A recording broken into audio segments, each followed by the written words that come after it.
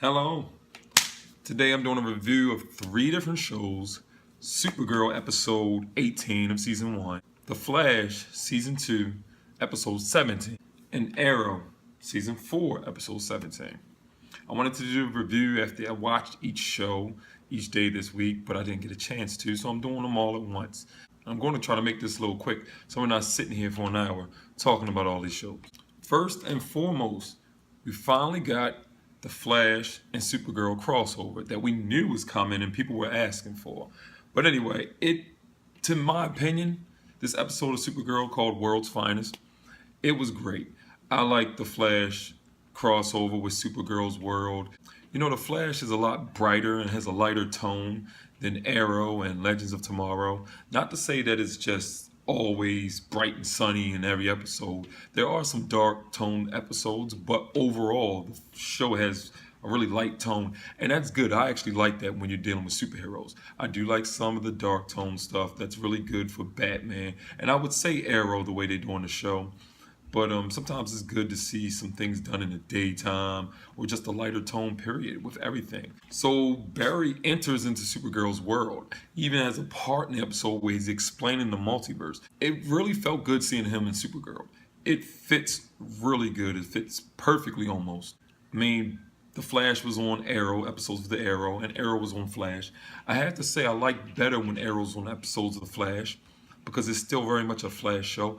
I was always worried about the crossovers between Arrow and Flash because they seem totally different, but it seems to work. Surprisingly, it works really well. Now, just to get to the Supergirl episode, she was going up against 2 of her villains. It was Silver Banshee and Livewire. And double teaming Barry seemed to help her out in this episode. It went really good. I like them interacting outside of their alter egos as the Flash and Supergirl, as well as when they interact as Flash and Supergirl. It just all fit together so well. I hope they do a lot more Supergirl and Flash if they can. Even if they don't do a lot more, I'd like to see that again next season, or even if they can get it in again this season. I don't know. I think we're close to the end of the season. Their 2 worlds seem to be similar tone. Fits good. We'd like to see more.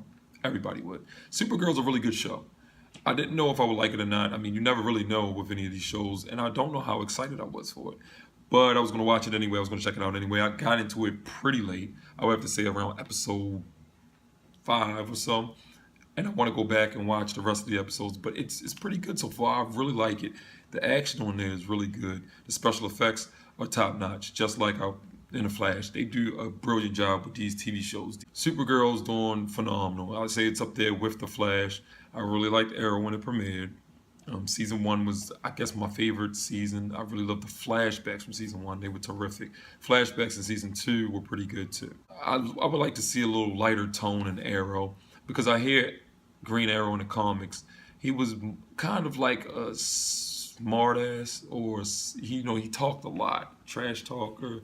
He was funny. He had a lot of humor to him. Which brings me to the Arrow episode. They tried to introduce a lot more humor into this episode. Beacon of Hope. That's what it was called. Beacon of Hope. Season 4, episode 17, Beacon of Hope. Returning character, the Bug-Eyed Bandit.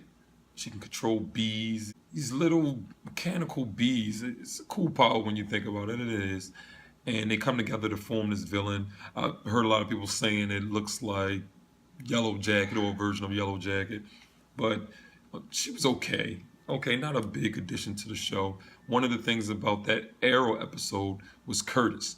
Curtis was taking over for Felicity inside of the bunker, Arrow bunker, and he brought a lot of humor with his role. He's supposed to be Mr. Terrific. Sooner or later, I don't know if he's going to become Mr. Terrific, but that's the character in DC Comics that Curtis is. And, he was funny. He was geeking out. He was like, oh my gosh, look at all this equipment. Oh, you can't put me in front of this. Expect me not to touch it. And he was like, oh, that's Arrow. Oh my gosh, I know who you are, Detective Lance. It's pretty cool. I like Curtis, him just not just going straight in there and saying, hey, you guys need my help, and then just doing his thing like Felicity. Oliver had a lot of things going on with him. Family troubles, of course, always. It's very dark tone in Arrow. It's very depressing a lot of the times. They got a lot of troubles. It's cool, but if Oliver was to make have fun. At least be an Arrow. He takes it really serious. Have fun being Arrow. Have fun sometimes out of Arrow. I think season 4 started off on a high note. They said it was going to put some more humor, have a lighter tone to the season. It started off like that, but then it just got real dark and gritty and really like, Oliver's getting depressed all the time. Diggle's like, there you go again, putting all the weight of the world on your shoulders. Thea, it's just a lot going on. That reminds me of season 3 and 2 and 1. I still enjoy Arrow. It's good. I have to say it's good. Archery, I love archery, so I like the Green Arrow too. I started getting into them right before the Arrow show started, about 5 years ago. Green Arrow, and he's pretty good. He's pretty good. He's pretty amazing. Some interesting stories. He was basically just like another version of Bruce Wayne and Batman, but it works for me. From what I'm reading, he's an interesting character. I really like him. I like the comic version of Green Arrow better than a television show, but it still works for me. I really like Arrow. Now that brings me to The Flash, season 2, episode 17, Flashback. Now, when I saw the preview for this last week, I didn't think Flash was going to go back in time.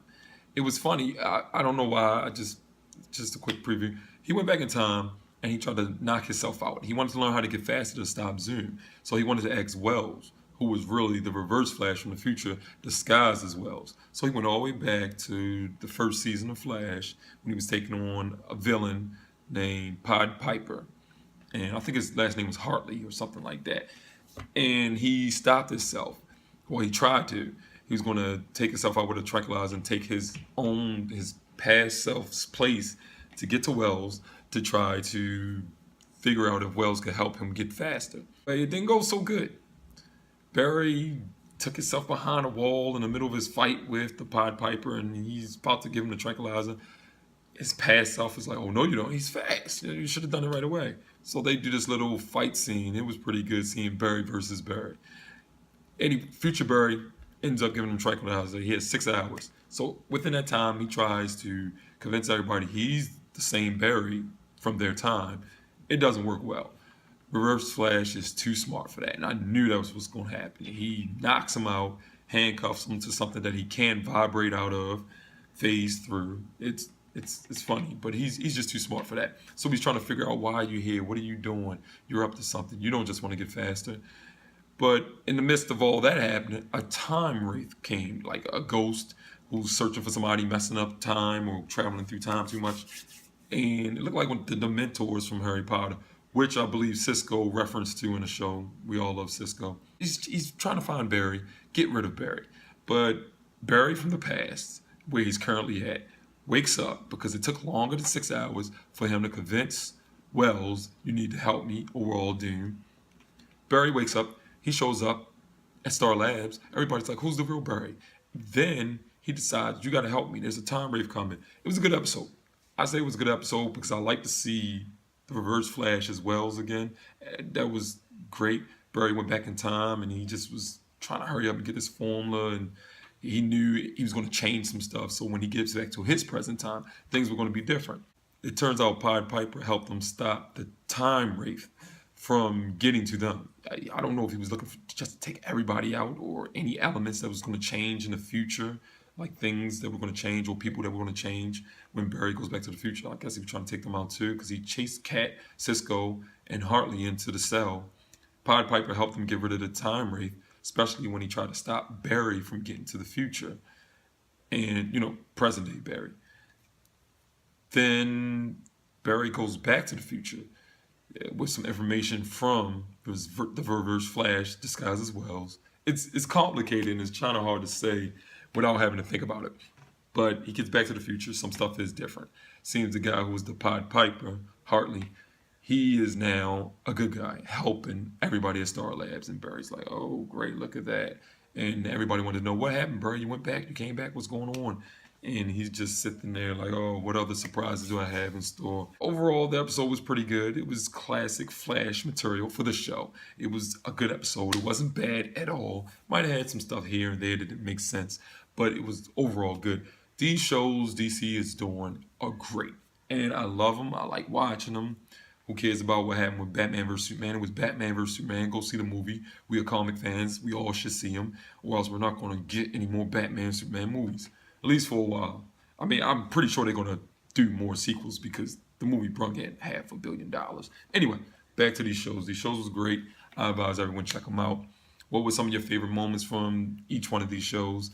Do you watch any of these shows? Do you want to know if you should? I can make another video putting some more details in why each show was so good up to the point that it's reached. Leave some comments. We can discuss this. Hit the like button if you want to see more videos from me, especially about these shows.